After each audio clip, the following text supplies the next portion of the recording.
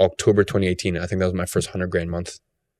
So was there a point where you'd hit a certain amount of revenue or profit per month where like, this is good, where you felt like, like I've made it? No. And that same attitude has carried through my entire life. And I genuinely think it's the reason I am where I am today. I've never been interested in making it. That's why I don't believe in the whole like, oh, I made it bullshit, because I've seen it time and time again where people make it and they buy their Lamborghini and they buy their this thing and that thing. And they're like, oh, I made it. I achieved the dream. And people don't realize that things decay. Yeah. There's entropy. What you can do is you can buy yourself time. Like if you work really hard for the next 6 months, you may have bought yourself 18 months, but there's no such thing as fucking passive income. Yeah. The market will do what the market does and someone will come in and take your spot. So I guess just from a young age, I've always just realized there's no such thing as like, I'm here now, I'm happy. I think there's definitely a monetary amount where you can get to where you realize, okay, I'm kind of happy at this amount, but it still takes maintenance. I think I was in such a weird position where I made my first million when I was 18.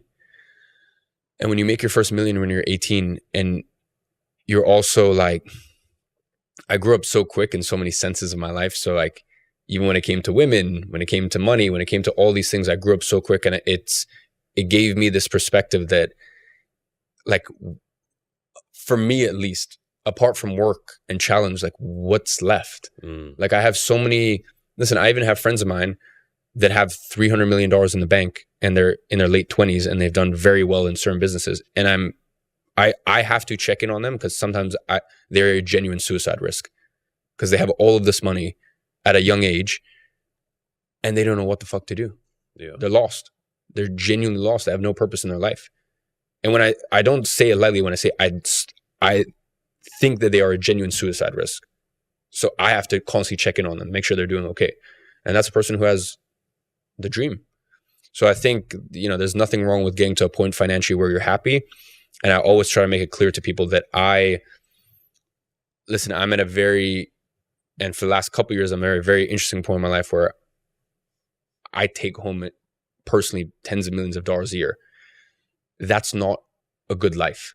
My happiest life was when I was between the ages of 19 and 20, probably those 2 years. I was doing a couple $1 million a year, profit, take home, best quality of life by far. Less stress, less responsibility. Less stress, less responsibility. But it's,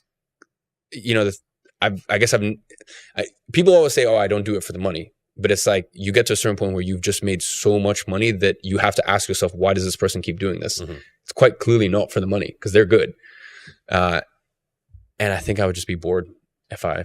Yeah, well, that's what sets you apart from everyone else. I mean, if an 18-year-old has got to the point where they've made a mill, like they're going to go wild. And maybe that'll be it. They're happy. They just want to go party for a couple of years because, you can certainly have a good time at that age with $1 million.